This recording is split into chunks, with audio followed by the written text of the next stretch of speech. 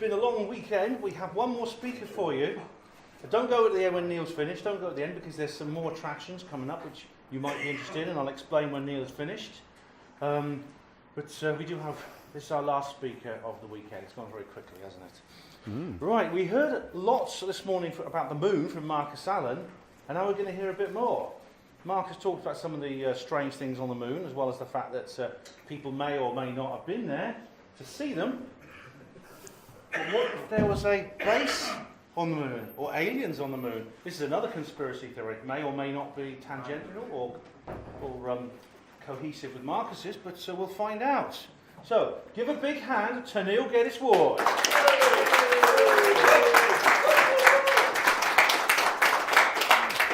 Thank you for that rapturous applause. It saves me having to dub something on in the edit suite later on. Anyway, for those that don't know me, I'm Neil Geddes-Ward. You perhaps see me around all weekend helping out on the technical side with Ben's conference here. Wonderful conference, great speakers. I also am an artist, some artwork of mine there at the front if anyone's interested in taking a look. I'm also a researcher into the paranormal. I run High Wycombe Paranormal Meetup group in High Wycombe. For anyone that's interested in coming along, we operate once a month, or we meet up once a month, usually on the last Wednesday of every month, from a pub called the Bricklayers Arms down in High Wycombe. And you can find a few videos on YouTube. So if you just type in High Wycombe Paranormal Meetup group on YouTube, you should find a few videos. And Ben has obviously done quite a few talks for us there as well. So yeah, it's actually with Ben's added input that the group has grown over the years with interesting speakers. So anyway, I shall press on. As you can see, I did this talk about 2 years ago, on Wednesday the 31st of August, about 2 years ago, at High Wycombe Paranormal Meetup group called Aliens on the Moon. I've always been fascinated with the moon, ever since I was a young child, because obviously I've always interested by space, Star Trek, Doctor Who, Star Wars, things like that. And obviously, you know, you want to see planets and things like they've shown in the films. But obviously the nearest celestial object in the sky that we can look at least, is the moon. So as a child, I actually went out and got a telescope and started to study the moon. I don't know all the craters and things. I've got a fair idea of some of them, but I'm not an astronomer by any stretch of the imagination as well. I should point that out. But I've always had this fascination with the moon. I've always enjoyed looking at it. And then I started to hear strange things about, well, we've been to the moon, or have we been to the moon? They've landed this on the moon, or they put that around the moon. But then whispers started to come across saying, oh, well, they found this and they found that, or they saw aliens, or they saw UFOs. And I thought, well, I'm going to look into this. So over the past few years, I've been compiling evidence, or looking at the evidence that's out there, the different claims that people say what's up there, apart from the craters and the mountains and things. Is there anything else happening up there? So I'm not conclusively saying there is aliens on the moon. I'm just looking at the evidence and thinking, well, if there is aliens, what would they be doing there? Okay, so I'll press on and see how we get on. Is that moving? No, I'm going to have to go this way, I think. It is. Okay, yeah. Now, that's just a black screen at the moment. So I shall see if I can get that going.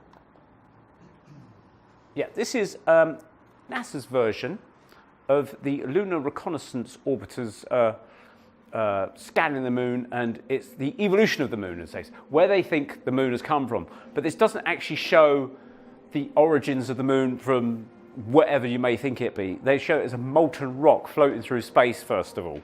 So it's looking very Star Trek-y. I mean, it's impressive animation and things like that, but they show it as a big molten hot blob of something floating in space. And then over the billions of years, they show it getting bombarded by meteorites, objects in space. And obviously they're saying how the craters were formed. So there you can see, it's very, if anyone knows Star Trek, The Wrath of Khan, it looks very much like that, actually. It's quite impressive graphics and things. So it gives the basin formation, heavy bombardment, so many billions of years ago. You can hear the sound, which is interesting because there's no actual sound in space, but they obviously put it there for the effect.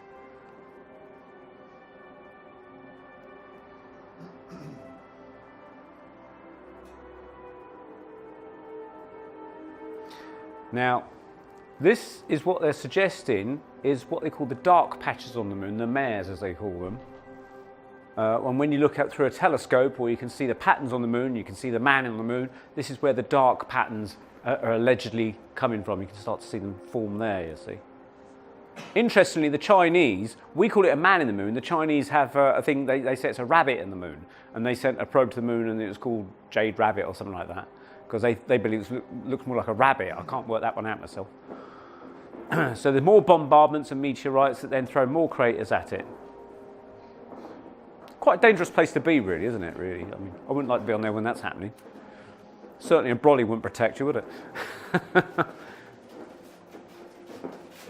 Now, the thing is, you'd think that's all stopped. In fact, the moon's presumably still getting bombarded by meteorites all the time because it has no atmosphere, we're told, to actually stop those kind of things burning up. Whereas the Earth is protected by the atmosphere, and as these meteorites hit Earth, the friction of the Earth, and you can see them, come through as shooting stars as they illuminate and burn up. But the moon doesn't have that kind of thing, so they create more of an impact. There's more of a history if you can see things that happened to it over the millions of years.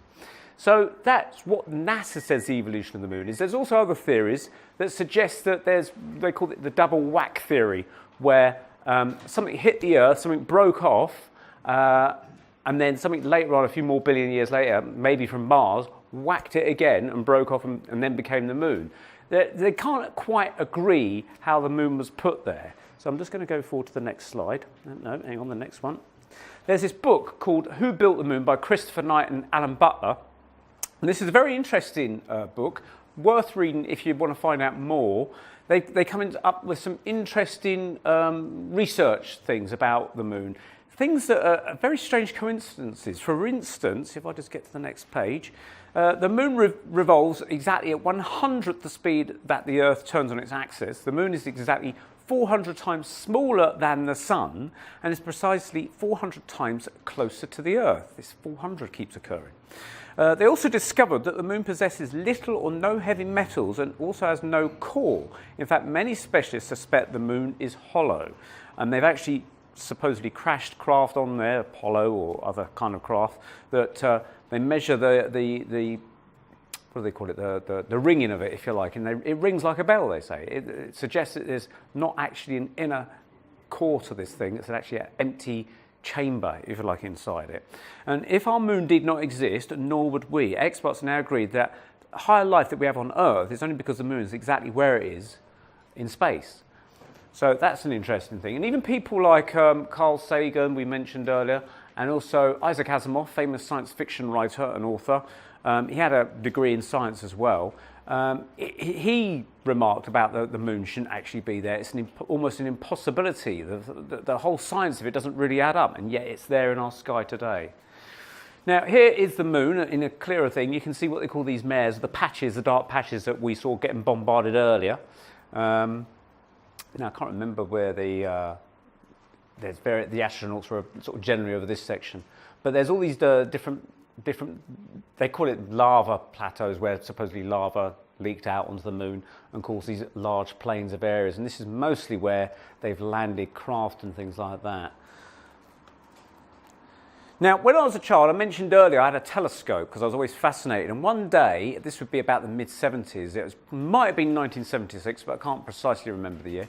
I remember being in the playground at school, and it was one of the days where you can actually see the moon during the daylight to a certain extent. And I remember seeing this white object near the moon pretty much for most of the day. I could see it during my lunchtime break at school.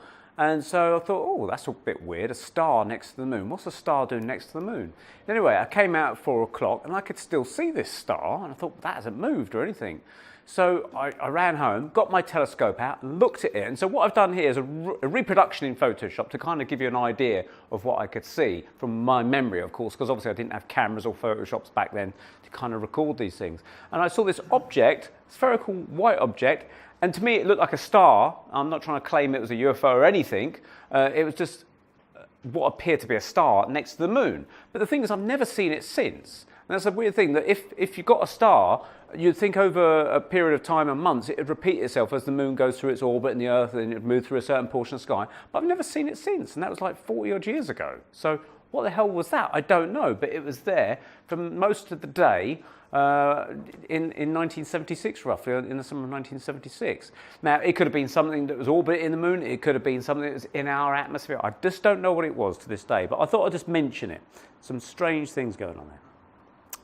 Now, I'm not obviously the only person to research the moon through my telescope, because I don't know as much as other people. There's some very clever people out there that have been looking into the moon for many, many years.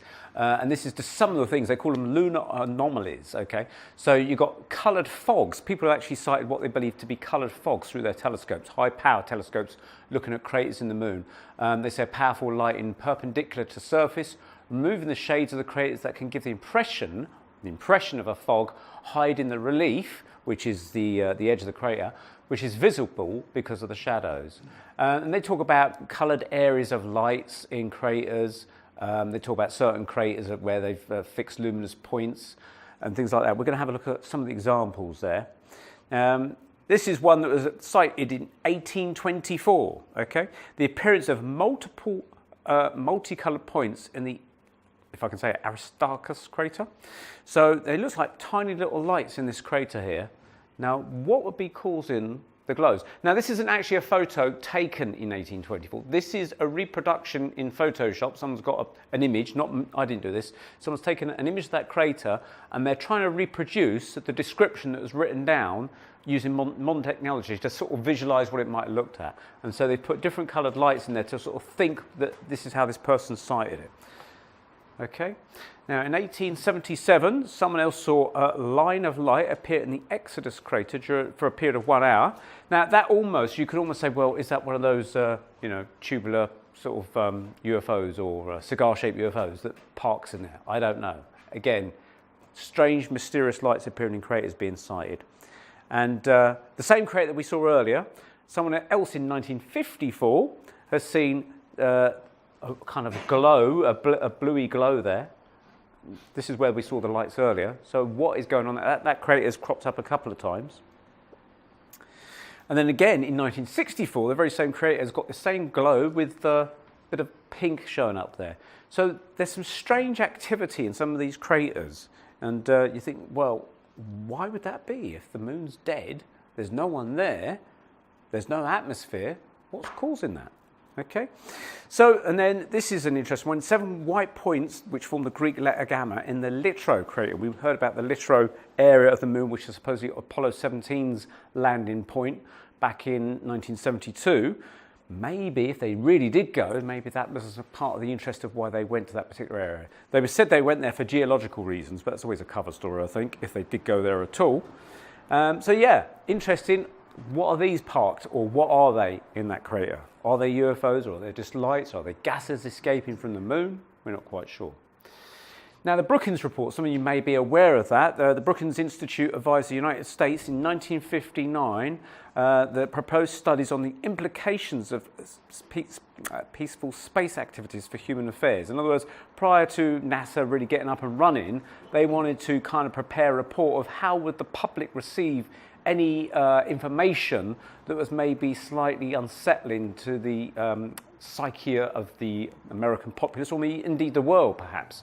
So basically, they were worried that any sort of discoveries of alien activities or UFOs or anything like that, if they actually found it, NASA found them, that it could cause a slight panic. And they actually pointed back towards the War of the Worlds broadcast, which traumatized America.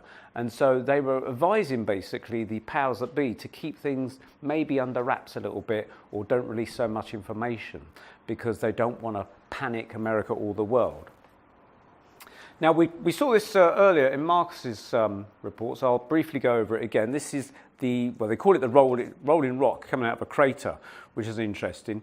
And again, you can see it here, and it's causing the patterns. Now, as I mentioned to Marcus, we were chatting about this yesterday, the official explanation is, as I understand it, it's a moonquake that's caused these rocks to roll down a crater and up and out of it. And Marcus pointed out there was another rock that's up here somewhere. But we can't see other rocks that have rolled with it. You would assume that if all these rocks would be rolling together, if there's a whole quake, particularly the fact that these are fairly large rocks, surely lighter rocks would have rolled with these ones. But the fact is there only seem to be 2 rocks that have rolled through these craters or rolled down hills and then up hills again. Now, I suppose if you have a certain momentum, you can roll something down a hill, it will roll up a little bit. But yeah, it's a very strange one. Is it a rock, though? We don't know what it is, but it's something that's caused tracks in the moon there. Here's a closer up of it. Now, maybe some very clever people can work out with the patterns of those tracks, they might be able to work out what shape. That's obviously causing a slight deeper shape there and deeper shape there. So you could perhaps work out what shape that is by the patterns, impressions it's casting into the soil, the regolith, I think it's called. Now this is an interesting one. See if I can get this to play. Okay, objects coming in up at the top. This is a guy that films the moon regularly through his high-powered telescopes, and he claims to have caught various anomalies through his telescope. Now, I'll watch it first, and then I'll tell you certain things about it, or what I believe to be about it. I'm doing this from memory, but I think the longest I've had a lunar object on screen is 15 seconds or less. As a matter of fact, it may be one of the boomerangs, might be closer to 12 or 13 seconds, but I'd have to go back through them. There are a couple that do a really long run. At any rate, when you watch this, and I'll give you better views of it here shortly, you can tell that it's not traveling in a perfectly straight direction. It's kind of got a zigzag look to it. And as I get a good zoom on it, we'll maybe better determine what's going on here. Of all the things I've shot, this one sure feels like it's close to the moon. And I'll address that in a second. Here we come at 500% speed. Now look at the motion. You can get a sense that there's a slight zigzag pattern, particularly at the bottom there. Part of it's the camera pan, but most of it's the object. Here we come. We're zoomed 500%. The guy at the scope shop had calculated a while back for me that a single pixel at the lunar plane averaged about 1.5 miles. So this thing seems like it's got to be close to the moon just because of the speed it's traveling and how small it is. And if it's anywhere near the moon, it's a big darn object. Now here I've sharpened and you can see that halo coming in around it. A lot of the objects I film near or in front of the moon kind of get this halo. A lot of them get a red hue, but I don't pick up a red hue on this one, but it's too small to really zoom in on anymore, or it'll just become pixelated. Now if you watch as it gets down to the bottom and the zigzag gets really prominent, it almost looks like it's spinning. So I'm not sure if the mothership emptied its trash or whether this is some kind of an object scanning the moon. Here we are at 500% again, 500% speed and zoom, and that's to exaggerate the wobble. And here we come, 200% zoom, 500% speed. And I put the grid up so that you can get a sense of the back and forth movement. It's a little more than just spinning, making that motion. Anyhow, there it is, a pretty unique UFO at the moon. Okay, that guy calls himself Crow777. He puts a lot of videos out. I did see one of his a few years ago where, again, he shows a craft in front of the moon with, looks like retro rockets firing as it's tumbling through space. Now, that I'm not suggesting that is in orbit around the moon. It could be, if there is an object, that it's just that the moon's providing a backdrop that you can actually see it. There could be loads of these objects flying around, but because it's in the darkness of space, you can't see it. But as soon as you put something illuminated in the background, you can suddenly see it. But it appears to be in front of the moon, or it may, it may not be. I don't know. It may be orbiting the moon. But the thing about this guy, he's also filmed something called the Lunar Wave, and I've seen videos of that. Now, the guy does a lot of graphics on his YouTube channel, which suggests that he's got a certain ability of doing graphics. So you could argue, I suppose, that he could have created something like that in some of graphics effects program to get a load of YouTube hits. He's got to keep feeding the machine with clever videos, okay? So I'm trying to see it from both sides. Yes, it could be a genuine object, but it could also theoretically be created in a program, okay? And I'll show you some examples of what can be done. Oh, hang on, get to the next one. Now, this is something, this is supposedly, if we did go to the moon, they've supposedly reported strange signs. Now, this could be a CIA kind of cover story, if you like. If we say that Neil Armstrong saw aliens on a crater on the moon, then obviously they must have definitely gone there, okay? So you've got to bear in mind that yes, if they did go to the moon, they may have seen aliens or UFOs on the moon, but it could be a backstory that kind of just feeds the Apollo idea that we did go to the moon, okay? So this is something I found on the internet, and I thought it was an interesting thing just to have a look at. Apollo 17. Apollo 17 prepares to land. Astronaut Jack Schmidt sees something else on or near the lunar surface. Hey, I just saw a flash on the lunar surface. It was a bright little flash right out there near that crater. Imagine what mission control is thinking. Is Jack going nuts out? Is he actually seeing something on the surface? One astronaut seeing something could be explained as a hallucination. Two strange sightings merits further investigation.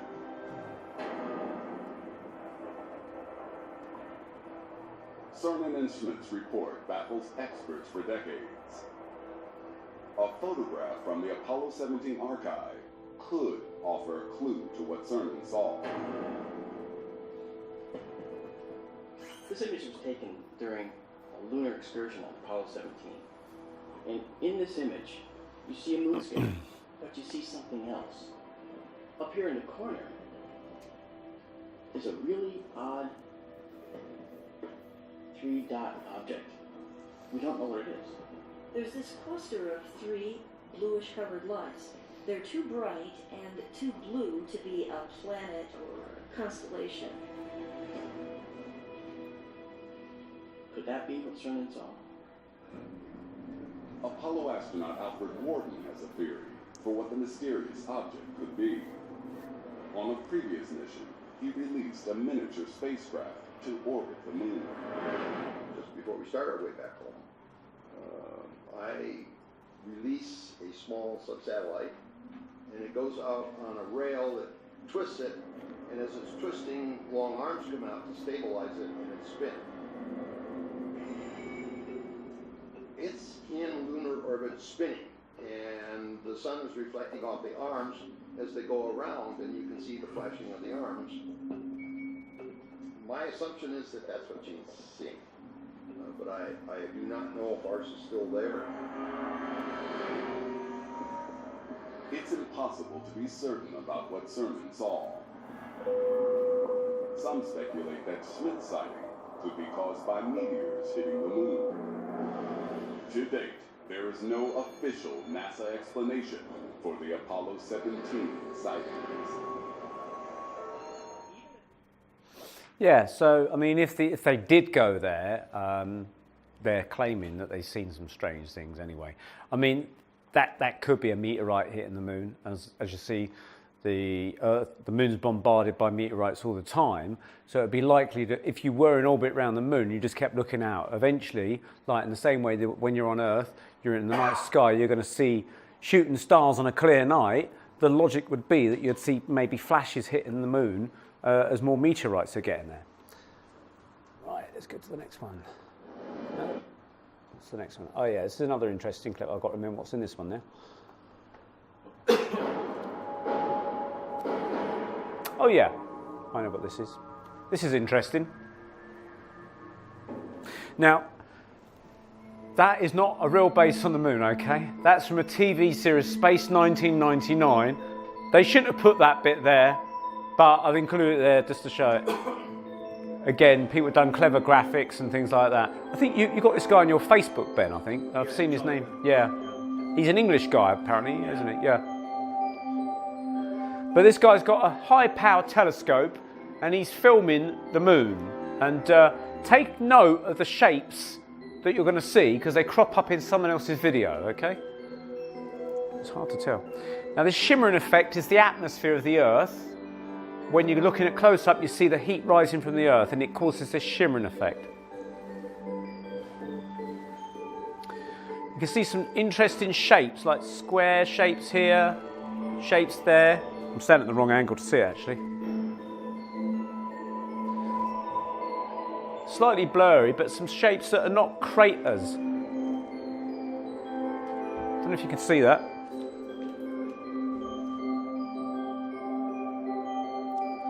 Yeah, look at the shapes here. They look like old ruins or something. These parts poking out are very interesting. Remember that, okay?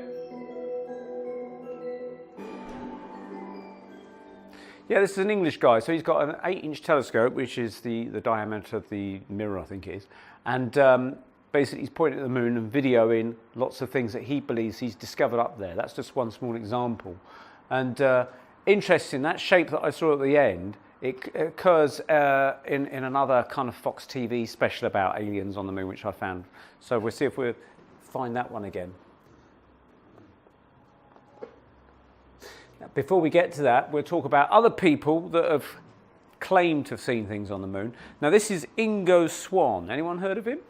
Loads of people, so I won't go into too much history about him because you know about him anyway. But for those that don't, he was a remote viewer, if you like, an early psychic, if you like, in the CIA or whoever was running that sort of remote viewing program back in the 70s. And he was having to do remote viewing of like Russian bases and secret installations and things like that, and he'd kind of tune his mind and try and give coordinates, or he was given coordinates to look at, and he'd report back using his remote viewing psychic abilities of what he could see. But he was getting so bored out of his brain doing this thing that he said, I want to try something different.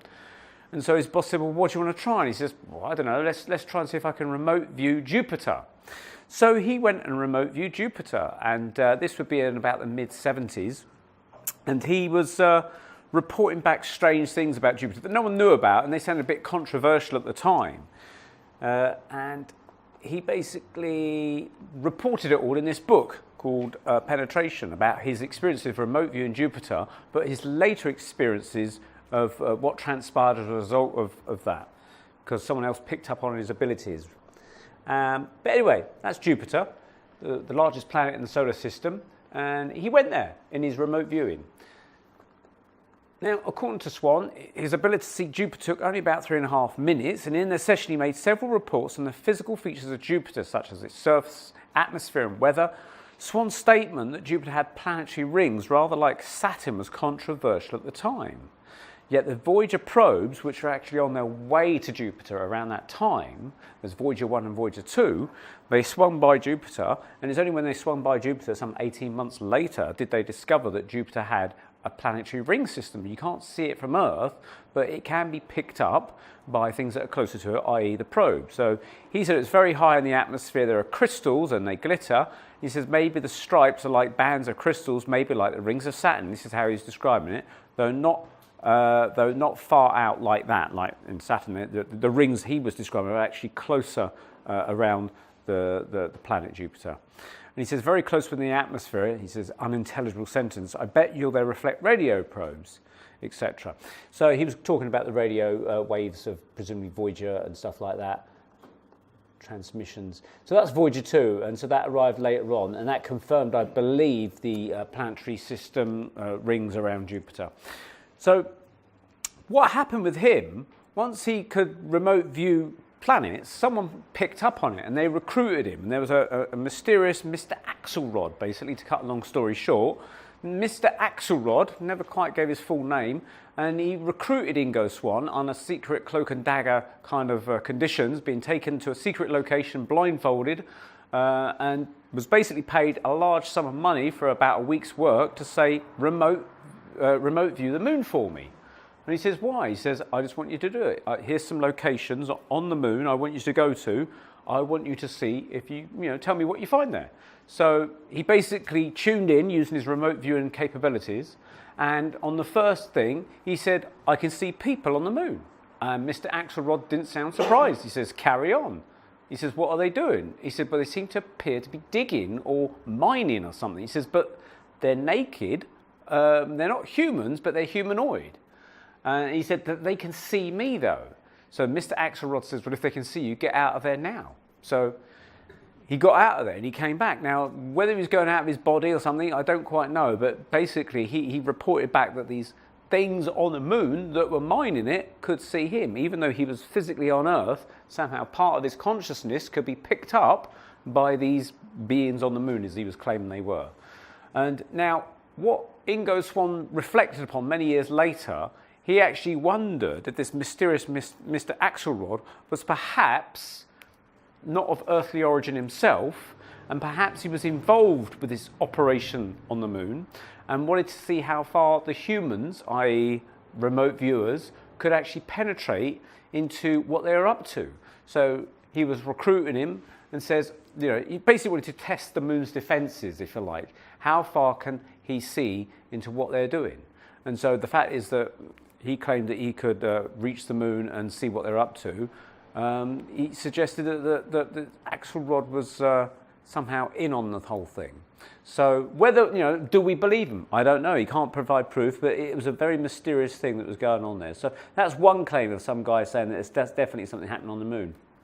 Another claim was a guy called George Leonard, who wrote this book, Somebody Else is on the Moon. You can actually download it off the internet in PDF form. And basically he claims that he went to NASA with another guy and says, we want to look at all your moon photos. And they spent about 4 days going through all these moon photos. They weren't allowed to take photographs. They were allowed, I think, a pencil to make notes and quick sketches. So most of this book is made up of sketches, because when they claim there's something on the moon, like a base or a tube or a pipe, you look at the photo and you can't really see it. So he has to draw out the equivalent picture for you to try and see something. So I haven't put any pictures here from that there, because you'd have trouble trying to view it anyway.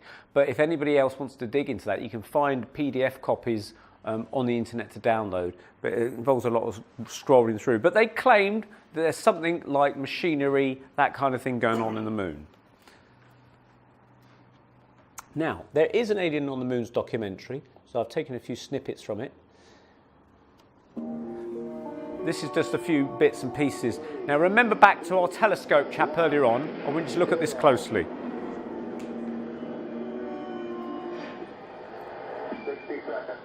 I saw this illumination that was moving with respect to the stars. We were smart enough to not say, Houston, there's a light out there that's following us. So technically it becomes an unidentified flying object. While Neil and Buzz were on the lunar surface, Neil switched to the medical channel and spoke directly with the chief medical officer, saying, they're here, they're parked on the side of the crater, they're watching us. I spotted a lot of stuff that seemed to not belong on the moon. And it has very distinct features of a satellite dish. It's got the dish itself, the crater shape. It's got a long spike that appears to come out of the middle. All sorts of stuff that looks exactly like a satellite dish on Earth would. Tonight, we'll examine all the evidence. We'll attempt to determine if such an alien menace exists. I thought that looked like the guy that we saw earlier, the shapes of that thing. Now this is interesting. Could this really be a female alien recovered during... They have some strange claims up there of extra missions that have gone to the moon, secret missions, and they found crashed spaceships, supposedly. The truth exposed.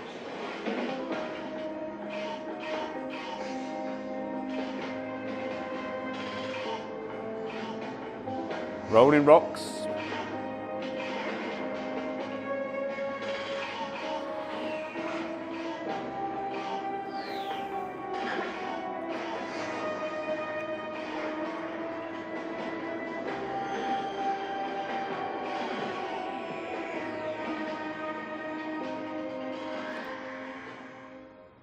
I think there's another bit on this. Yeah. There is growing evidence of an alien presence in our skies, in the solar system, and most shockingly, on the surface of the moon. Investigators point to this NASA photo taken by the Apollo 16 astronauts and can identify what appears to be a huge fortress consisting of a towering cylindrical structure positioned next to what might be a gun turret extending out for more than a mile in the Mare Crisium region. Is this proof from NASA's own archive of an alien base existing on the side of the moon that always faces Earth? And might this base even include a massive satellite dish? Experts see the dish and its location as a cause for alarm. If we, the general public, can see this imagery on the surface of the moon, then it's clear that military and government agencies can as well. They might well be sort of quaking in their boots, wondering who's built these structures, where are they from, what do they want? Right, I'll just get to the next bit. So that's a program there called Aliens on the Moon, or Alien Bases on the Moon. You can find it on YouTube or some of these other things like that if you want to look into it. I'm in two minds about the whole thing, because they're talking about the whole Apollo thing, saying, well, this is what the Apollo astronauts have seen on the moon. So again, could this be CIA or something to suggest that, yes, we really did go to the moon, that front, and they're backing it up with this kind of information to suggest that we've gone to the moon because they saw alien bases, they saw UFOs and things like that. I don't know. It's an interesting thing now. Now, this is a guy that claims he's filmed through his telescope a fleet of alien UFOs leaving the moon. But I'm going to analyse that and break it down for you and sort of suggest what I think it is. So have a look and see what you think. Press play, come on. There we go. So he's got his telescope, which is also attached to a video camera, and he's zooming in on the moon. And he's focusing it, so you think, yep. Now, bit of wobble there, because he's obviously trying to set the telescope up. There it is. He's just tightening up the screws and things on the telescope to try and get it steady. He's going to zoom right back in on it now, as he frames it up and focuses the camera and the telescope. Now, the moon, see, look at that, all those things there, right? Wow, is that real? We'll see him again in close-up in a second. Digital zoom for analysis to help us. There they go. Is that real? Anybody convinced? No. Okay, I'll tell you why I think it's fake, right? First of all, the moon is moving down in the shot, which is the Earth moving, okay? If you look through the telescope at the moon is always generally moving because the Earth is rotating, okay? So the moon's moving across our sky. Those fleet of UFOs are not moving with the moon as it's moving through our shot. The moon stays there, and the moon moves, and then the UFOs move off with it.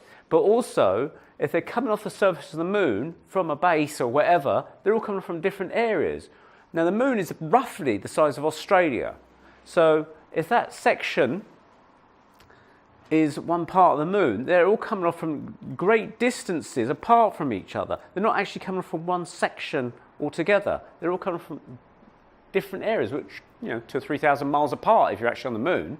But they're also still the same size. If they come up from the surface of the moon, I would expect to see them being very, very small and slowly get larger.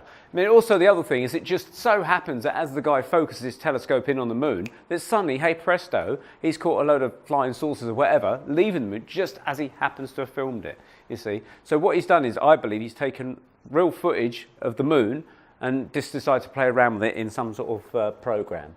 So again, don't believe everything you see on the internet. What we've got here. Yeah. Now these possible alien bases, I'm not saying they are, possible alien bases, supposedly taken by Apollo 11, if we went there. Just this little tiny thing here. So we're going to have a closer look at that. Here we go. So there you've got this image there, markings. It could be indeed. It looks like ancient Aztecs or whatever's going on there. Now, that could have been overlaid in Photoshop. I can't say for sure. Someone, again, could have taken an image of the moon, and it's so easy these days just to cut and paste and plonk something over there, okay? This is what we saw in the Aliens on the Moon documentary, this dish. It looks like it's almost made of stone or something like that, again, if it's there. Was it real, or is it something they've placed there? It might be hints of some alien artifacts or something that's there. I'm not going to commit myself to saying 100% that there's aliens on the moon, but I just think it's interesting stuff to see there. Now, this guy is an interesting guy. He is Paul Davis. He's a physicist and scientist. He's written a lot of books. He's also interviewed a lot by the media for opinions on space and stuff like that. And he talks about the SETI program. But he also was talking about that we should suggest focusing on the moon, looking at the images of the moon for evidence of aliens and artifacts like that. He says, from these numbers, if you can get enough people, it's obvious that a manual search by a small team is hopeless, which is why they suggest calling on amateur enthusiasts to assist with the processing of the scanning of the Lunar Reconnaissance Orbiter images for potential alien artifacts. That's a mainstream guy saying that. That's interesting. Why would he say that, I wonder? There's also been claims, if I can get it, that NASA, Airbrush, which is the terminology, is the old-fashioned terminology. You can do it digitally these days. You airbrush things out, the pictures of the moon that they don't want you to see. So here you have an area of the moon with craters and mountains and things like that. You've got this very blurry object there that they claim is something that they don't want you to see what it is, so they've airbrushed over it. But someone points out this could be something like a huge pipe exiting blurred object or going into the ground. I mean, you know, whatever they're describing, it may be incorrect, but they can spot things here. And so they believe that there's things that are airbrushed out of the shot there. This is an interesting one. Is this a natural structure, or is it a digital watch being planted in the alien soil? I don't know, but this is a strange thing that's supposedly been taken on the moon. I mean, it could have been morphed there with Photoshop, I don't know. But interesting thing there. It seems to camouflage itself to a certain extent by being the same colour as the moon.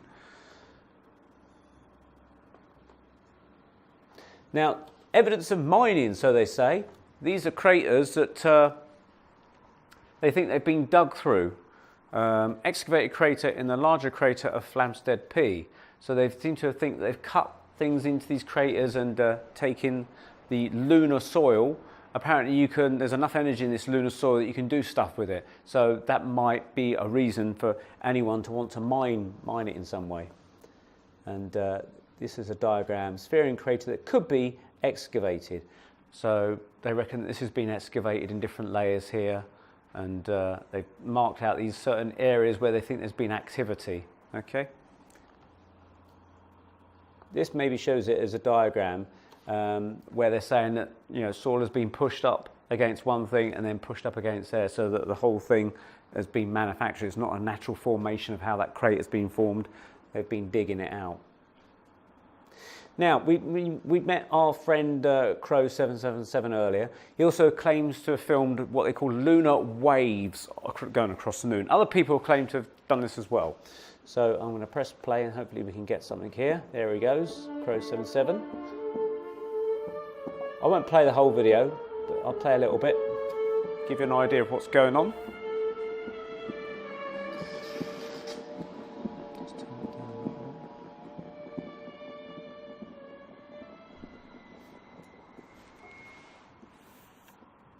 Okay, welcome to the Crow Discovery Project. For those who follow the channel, they know I make clips to keep all lunar waves. Turn that up a little bit. Piece of footage. Here's all 10 of them. For those of you that follow me all the time, you will see this shimmering that goes over the moon. You'll see it maybe in other shots. I've heard the things I'm going to say. He's saying that this is other people, okay, that film the same thing.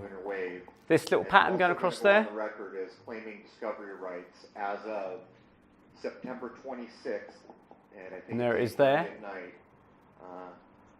in 2012, the first time that I shot the lunar wave just after the fall equinox. So, to get into what we know about the waves, most of the wave filmings have been near equinoxes, very near equinoxes. Even this last filming from Berlin, Germany, you know, in March, we're going to have an equinox here. This one is maybe the furthest away, but I believe we had one that was just after the summer solstice in June.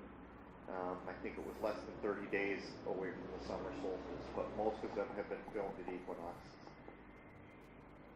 So you can see that clearly now. From the moment that I filmed and actually understood what the 2012 filming of the lunar wave meant, and it took me a while to understand, because when I first shot it, I too was thinking equipment failure and all kinds of things. But when I had the epiphany, see that?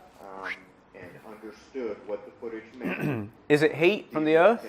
Is it a problem with the computer, or is it aspects of the telescope that we don't understand? There is another one. Footage shot by 6 independent systems, 2 from Germany, all the rest shot in the United States. We know for a fact that 2 of the clips that I shot prove that the wave does not cross the video frame, that it stops at the edge of the moon. In those 2 clips, there's enough ambient light, and in the September filming, we're in the summertime, an illustration. Shot at 8:30. So he says that there's these waves that go around the moon, equinoxes and things like that, and other people on YouTube have submitted their videos to him.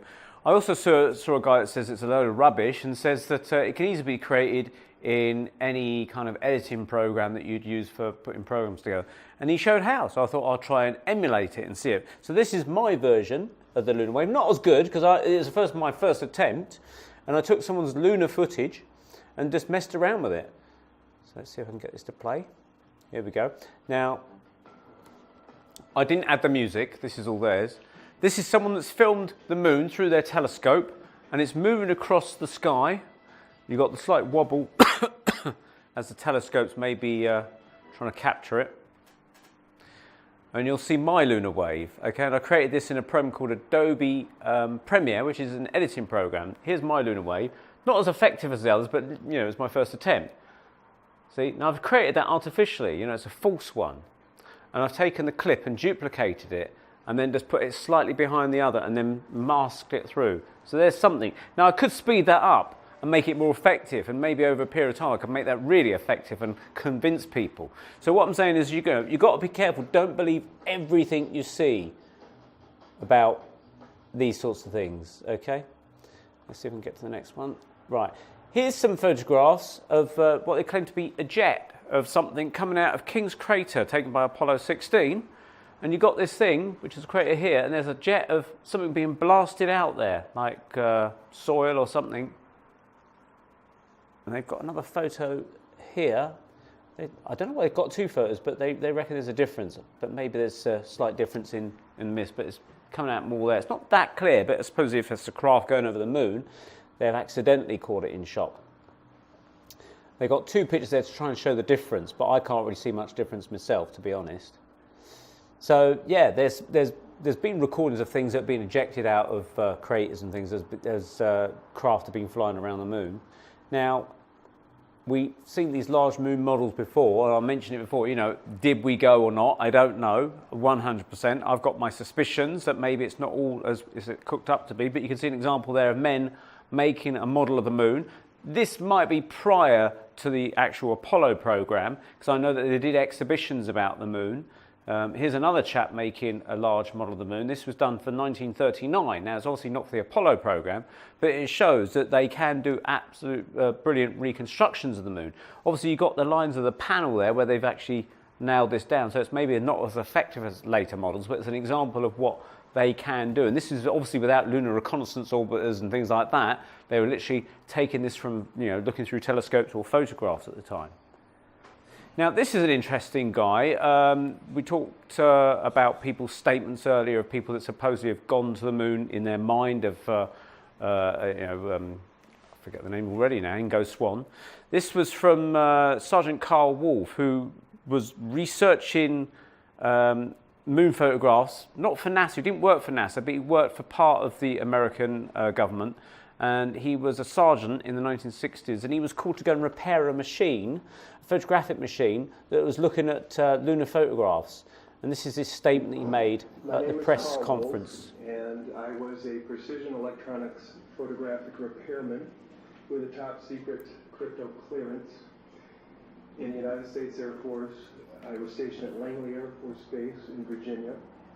In 1965, in mid-1965, I was loaned to the Lunar Orbiter project at NASA, Langley Field. Dr. Colley was in charge of that project. They had problems with a piece of electronic equipment that was bottlenecking their production of photographs. I went to the facility, and when I walked into the facility, there were scientists from all over the world. I was stunned, actually, to see people at a NASA project from all over the world. It didn't make any sense to me initially. I was taken into the laboratory where the equipment was malfunctioning. I couldn't repair it in the dark. I asked to have it removed. Airman second class was in the dark room at that time. I was also an airman second class. I was interested in how the whole process functioned, how the data got from the lunar orbiter to the laboratory. I asked the young man if he described the process to me. He did. About 30 minutes into the process, he said to me, in a very distressed way, by the way, we've discovered a base on the backside of the moon. And then he proceeded to put photographs down in front of me, and clearly in these photographs were structures, mushroom-shaped buildings, spherical buildings, and towers. And at that point, I was very concerned because I knew we were working on compartmentalized security. He had breached security, and I was actually frightened at that moment. And I did not question him any further. And a few moments later, someone did come into the room. I worked there for 3 more days, and I remember going home and naively thinking, I can't wait to hear about this on the evening news. And here it is, more than 30 years later, and I hope we hear about it tonight. And I will testify under oath before Congress. There you go. So that's 10 minutes. Okay. That's Carl Wolf talking about what he discovered in the 60s by talking to people that were photographing the moon with the Lunar Reconnaissance Orbiter or devices similar to that. And he, 30 years later, came out at the Stephen Greer Disclosure Project and said what he saw. So possible that there is something happening there. I'll get past that. So yeah, he's a whistleblower. Now, people said that he was actually he should be prosecuted for saying things like that because he's obviously breaking the rules. So NASA should, you know, this lady who's written this is Gabriel Pickard, and you know, surely if someone at NASA had been seriously breaching national security, they would have been prosecuted. But I mean, why would NASA prosecute these people openly? Then it's admitting that there is a base on the moon. So it doesn't want to prosecute them because it draws a whole lot of attention to it, basically. So Ken Johnston is another guy that he wasn't actually a NASA worker, but he was a manager of part of their projects. And he claims he also witnessed moon photos showing artificial structures and was asked to destroy the photos. The story goes he was refused and fired by NASA. So I'll just play a little bit of this quickly. If I can just get this up and running. Okay. Yeah, now this is another one of your pictures that I'm putting on the screen here, and it says that these are, I guess, advanced technology ruins. And take a look at, I guess they're trying to look closely at them. Okay. Certainly look like about some writing. Yeah. Oh, okay. Okay.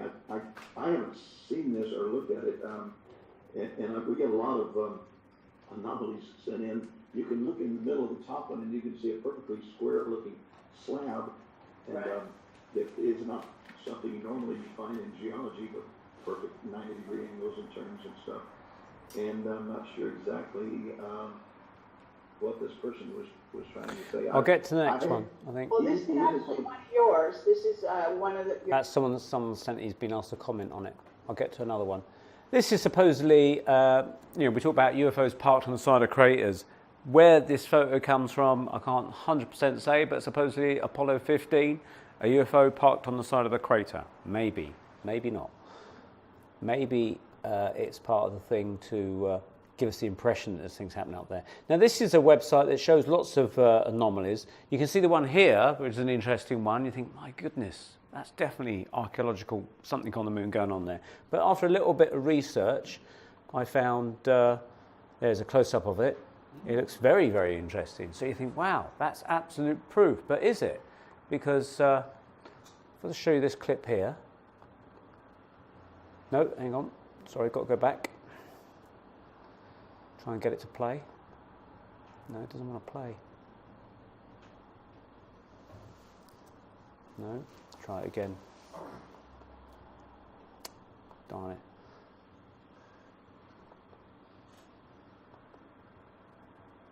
All right, I'm going to go past this.